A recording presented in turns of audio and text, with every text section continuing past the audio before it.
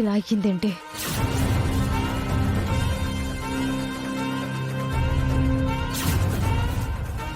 మీరేంటి నా కూతురున్న రూమ్లోకి వచ్చారు?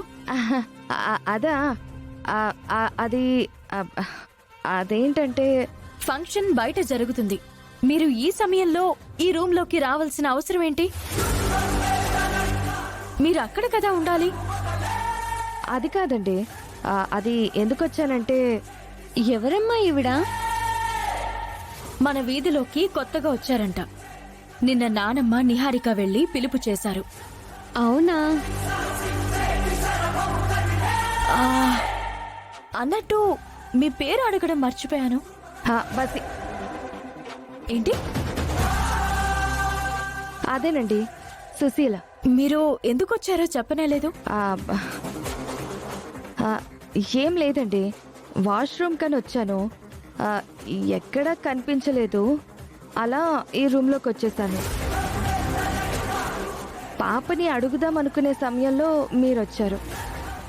అంతేనా? అంతేనండి.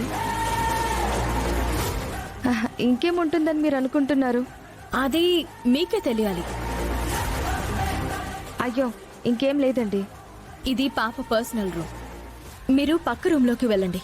వాష్రూమ్ అందులో ఉంటుంది. ఓకే అండి, థ్యాంక్ యూ.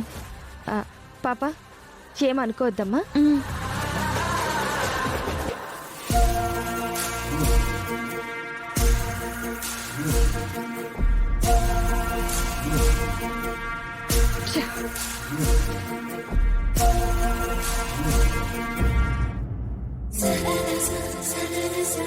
ఏం చేస్తున్నావో చూద్దామని వచ్చాను.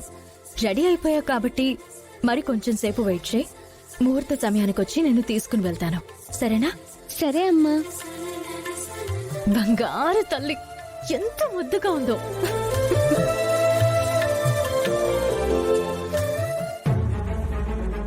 చిలకమ్మా, నువ్వు అక్షయ్కి తోడుగా ఉండొచ్చు కదా. మళ్ళీ ఏదైనా చెప్పాలని వచ్చావా? చెప్పు చిలకమ్మా.